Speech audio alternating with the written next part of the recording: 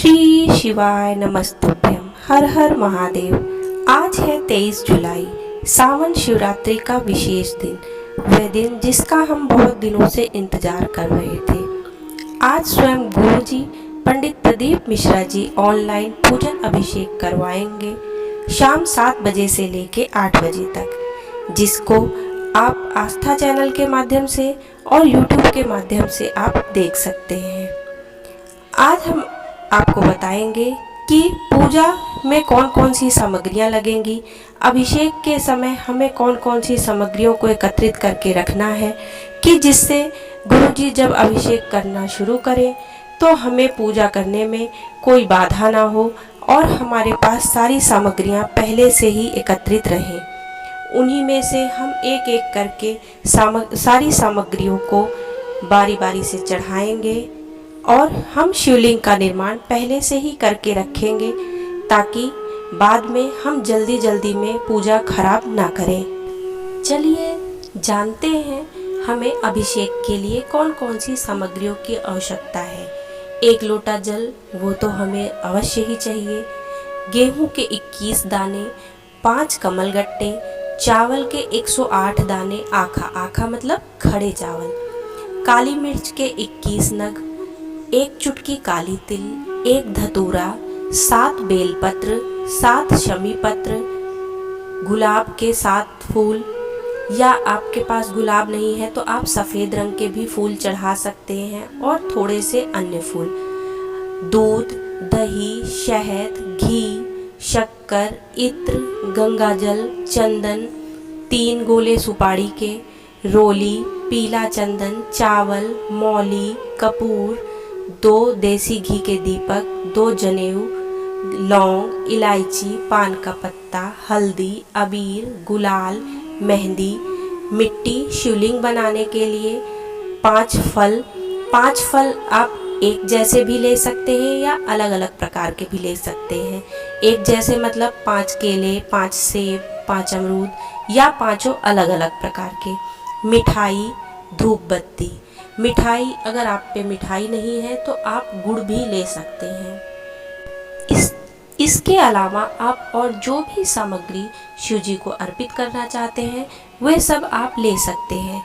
अब मान लीजिए इनमें से कोई भी सामग्री आपके पास कोई एक सामग्री नहीं है, जैसे कि गुरुजी ने बोला कि अब बेलपत्र चढ़ाओ, कमलगट्टा चढ़ाओ, तो मान लीजिए आपके पास कमलगट्टे नहीं हैं तो आप उतने चावल के दाने चढ़ा सकते हैं। मान लीजिए आपके पास धतूरा नहीं है तो आप उतना चावल का दाना चढ़ा सकते हैं।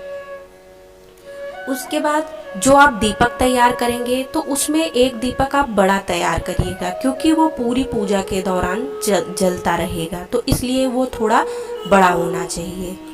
ये जो सामग्री है ये किसी एक व्यक्ति के लिए बताई गई है। अगर घर के और भी सदस्य इस पूजा में शामिल होना चाहते हैं तो वो या तो जब ये सदस्य घर का पूजा कर रहा हो तो उसका हाथ छू सकता है, या इन सारी सामग्रियों को वो भी अलग से चढ़ा सकता है। जैसे 21 गेहूं दाने हैं तो वो भी अलग से चढ़ा सकता है, या जो चढ़ा रहा है उसका हाथ स्पर्श कर सकता है। ये आप अपनी इच्छा के अनुसार कर सकते हैं, इसमें कोई मनाही नहीं है। अब कई लोगों का प्रश्न रहता है कि हम मिठाई अर्पित कर रहे हैं, फल अर्पित कर रहे हैं, तो इनका क्या करना है। थोड़ा सा आप प्रसाद के लिए रख सकते हैं, शेष आप गाय को भी खिला सकते हैं या फिर इनका विसर्जन कर सकते हैं। गुरुजी ने साफ साफ लिखा है शिवलिंग आपको पहले से बना के रखनी है।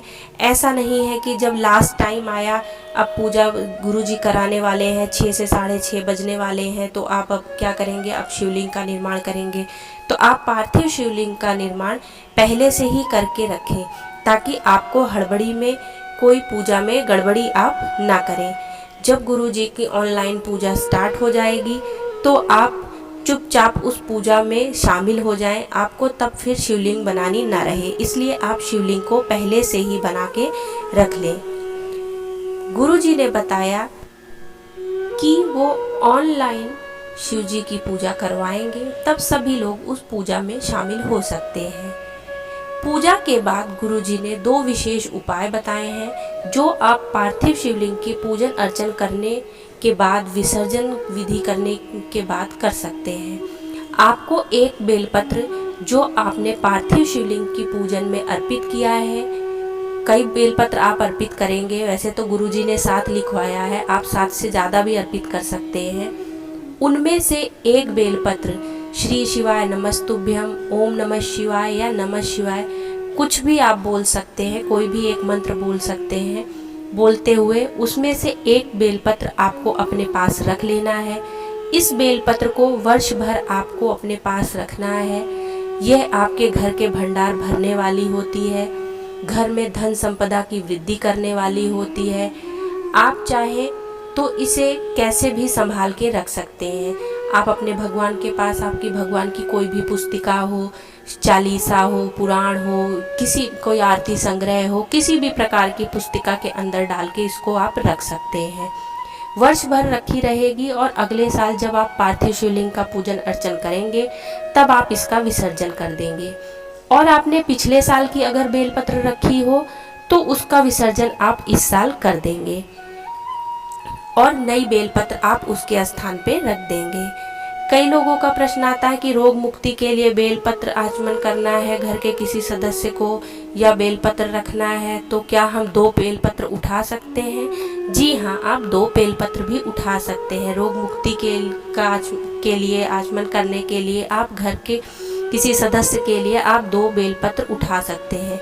साथ ही साथ पार्थिव शिवलिंग का पूजन अर्चन होने के बाद, विसर्जन विधि होने के बाद थोड़ा सा जल आपको क्या करना है, अपने घर में चारों तरफ आपको दीवारों पे, दरवाजों पे, घर की मेन गेट पे, हर जगह पे आपको उसका छिड़काव करना है, जिससे कि घर में पॉजिटिविटी आती है, घर की नेगेटिविटी दूर हो जाती है और आपके घर में सुख समृद्धि आने लगती है।